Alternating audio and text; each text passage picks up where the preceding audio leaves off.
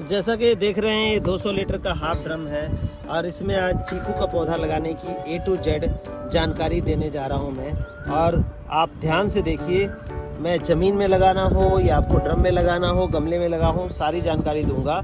और जानकारी ऐसी होगी कि आप 6 साल में जो पौधा फल देने वाला है वो आप सिर्फ 2 साल में फल ले सकते हैं।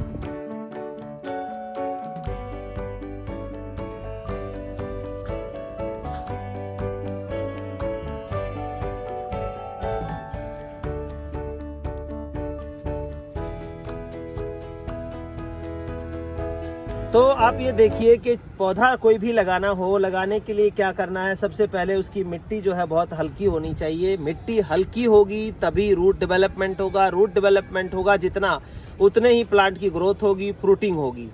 तो मिट्टी हल्की करने के लिए कि सबसे पहले तो मिट्टी अगर आपकी हार्ड है तो उसके अंदर, जैसा कि मैं बताता हूँ, 7:1 का रेशो, 7 पार्ट मिट्टी का 1 भाग जो है आपको लीफ कंपोस्ट यूज़ करना। अगर वर्मी कंपोस्ट यूज़ करते हैं तो 2 भाग वर्मी कंपोस्ट का, 6 भाग मिट्टी का यूज़ करिए। और अगर आप गोबर की खाद यूज़ करते हैं पुरानी, तो 5 भाग मिट्टी के और 3 भाग गोबर खाद का यूज़ करेंगे। उसके अलावा क्या चाहिए देखने के लिए, अब चीकू जो है, चीकू ऐसा प्लांट है जिसको आयरन कैल्शियम की अच्छी खासी ज़रूरत होती है और पोटास की। तो पोटास तो हम जो लीफ कंपोस्ट हमारा डालते हैं उसमें केले का पत्ता और ये सारी एक्सट्रैक्ट होती है, तो पोटास उससे मिल जाता है, हमारे पौधों को इतना फल आता है। और दूसरी बात है हमारी जो आयरन कैल्शियम की। आयरन कैल्शियम के लिए हम क्या करें? आयरन कैल्शियम के लिए देखिए कि ये कैल्शियम का सोर्स जो है मैं बताता होता हूँ कि ये देखिए, ये स्टोन डस्ट है। ये स्टोन डस्ट जो है कैल्शियम के सोर्स के रूप में हम इसको यूज़ करते हैं। तो कैल्शियम के सोर्स के लिए तो हमने ये डाल दिया इसमें।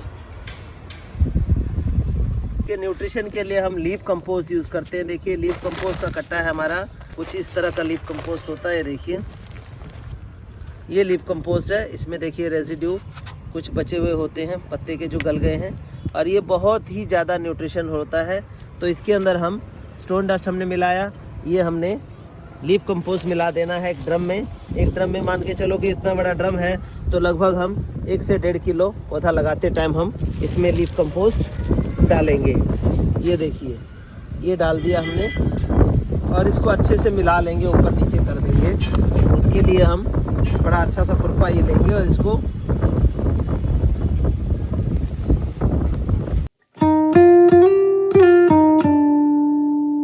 अब मिट्टी हल्की होगी। अब क्या करना है, सेंटर में इसकी मिट्टी को हटा लेना है सेंटर से, और इसकी जो पौधा लगाना है उसकी जगह बनानी है हमने इस तरह से, जैसे कि आमतौर पे पौधा लगाने के लिए बनाते हैं।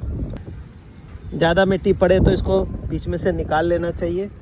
बाकी हम देख लेते हैं कि कितनी जगह हमारी बनी है। उससे पहले ये पौधे का जो सपोर्ट लगा हुआ था ये हमने इसको निकाल दिया।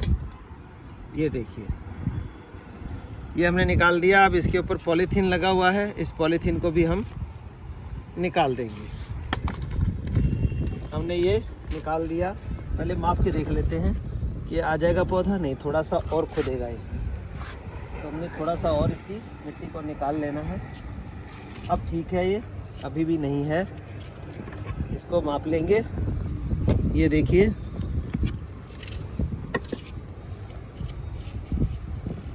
अब जाके ये बिल्कुल ठीक है, उसके ऊपर से मिट्टी आ जाएगी। तो हम इसको निकालेंगे ऐसे, और ये हमने इसको रखा। अब हम इसको थोड़ी थोड़ी मिट्टी हम डाल देंगे ऐसे। इसके बाद थोड़ा सा न्यूट्रिशन और जो हमारा लीफ कंपोस्ट है ये हम इसको इसके चारों साइड में ऐसे डाल दें। ये डाला हमने। अब इसको मिट्टी से पूरी तरह से ढक देंगे। ये देखिए वाइट वाइट जो दिख रहा है ये स्टोन डस्ट है, और इस तरह से डालने के बाद हमने ढक दिया पूरी तरह से। अब आपको लगे कि इसमें मिट्टी ज़्यादा है तो थोड़ी मिट्टी हम निकाल सकते हैं। 1 इंची जगह हमें पानी के लिए चाहिए, पौधा बड़ा है तो हम इस मिट्टी को निकाल लेंगे। अब आप देखिए 1 से 1.5 इंची जगह खाली है, इसमें हम इसको पानी को डाल देंगे और सपोर्ट करना है। जैसे पौधा झुका हुआ है तो हम झुके हुए पौधे को इस तरह से सपोर्ट करने के लिए ये डंडा है, इसको हम फिर से लगा दे रहे हैं। अब ये सीधा खड़ा हो गया पौधा। तो ये हमारा पौधा लग के तैयार हो गया। अब हम इसमें पानी डाल देंगे और 2-3 दिन तक फिर दोबारा नहीं देंगे। इसमें लगभग इतना बड़ा पौधा था तो कम से कम 5 से 10 लीटर पानी हमें चाहिए इसको डालने के लिए एक बार। अब जानकारी ये है कि यहाँ तो हमने लगा लिया, आपके क्वेश्चन होंगे रेज, उससे पहले ही मैं बता दूँ कि यहाँ हमने लगा लिया। और अब अगर ऐसे ज़मीन में लगाना हो तो कैसे लगाएं? जो लोग बाग लगाते हैं बड़े बड़े और कहते हैं हमारे 6 साल का बाग हो गया, फल नहीं आ रहा है, कई लोग ऐसे 8-8 साल में भी फल नहीं आया, ग्राफ्टेड में भी ग्रोथ नहीं हो रही है प्लांट की। उसके पीछे का रीज़न जानिए। अब ये मिट्टी हमारी लूज़ थी, लूज़ की हमने इसमें सारा न्यूट्रिशन डाल दिया और इसमें रूट फैलेगा।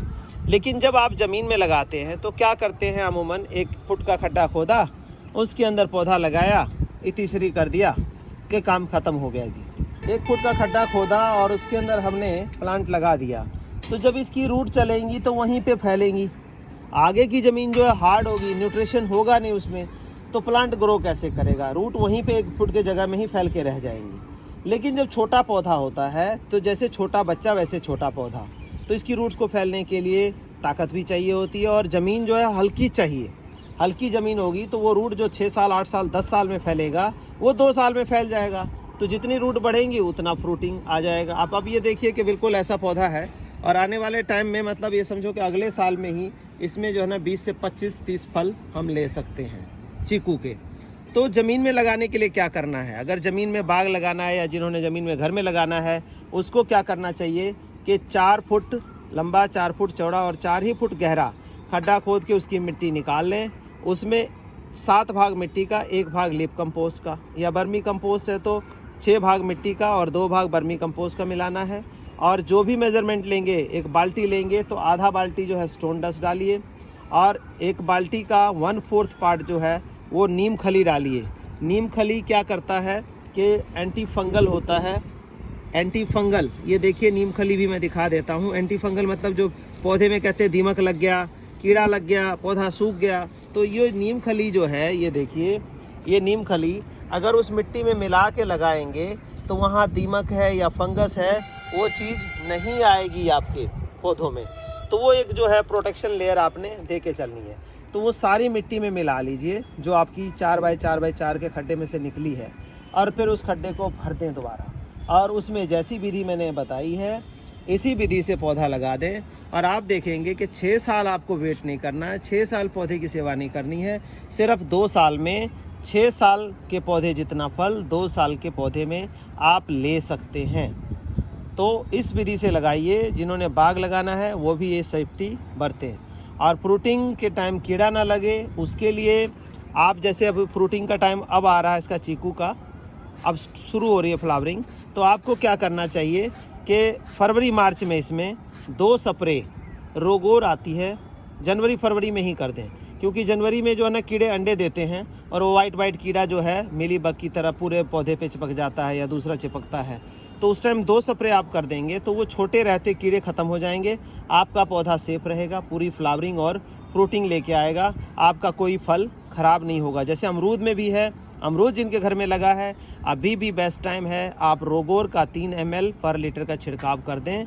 और फ्लावरिंग अगर खुल रही हो तो छिड़काव बिल्कुल नहीं करें, नहीं तो जो पॉलिनेटर्स हैं वो डिनाई हो जाएंगे, वो आएंगे नहीं, आपका फल बनेगा नहीं। फूल खुलने से पहले कली भी अगर आ गई है तब भी आप उसको कर सकते हैं, मतलब कि स्प्रे कर सकते हैं और अच्छा फ्रूट ले सकते हैं। तो ये जानकारी सारी मैंने आपको दी है और उम्मीद है आपको पसंद आएगी। जो बाग लगाने वाले हैं उनके लिए बहुत ही अहम जानकारी है, या जिन्होंने घर में लगाया है और नहीं फल दे रहा है तो इस तरह का उपाय करें, इसको निकाल के दोबारा रिपोर्ट कर दें। अगर इस टाइम रिपोर्ट करते हैं पौधे को तो ये ध्यान रखें जिस गमले में लगा है गमला भले तोड़ना पड़ जाए, बट रिपोर्टिंग करते टाइम उसकी रूट ना डिस्टर्ब करें, क्योंकि टेम्परेचर ज़्यादा है अप्रैल के महीने में। वैसे रिपोर्टिंग अगर अभी ना करें तो जुलाई में कर ले, जुलाई में मॉइस्चर आ जाएगा, बरसातें हो जाएंगी, उस टाइम आपके पौधे को कोई नुकसान नहीं होगा। थैंक यू, धन्यवाद। उम्मीद है आप लोग शेयर करेंगे, लाइक्स करेंगे और देखेंगे ताकि ज़्यादा से ज़्यादा लोगों को ये जानकारी मिल सके। नमस्कार।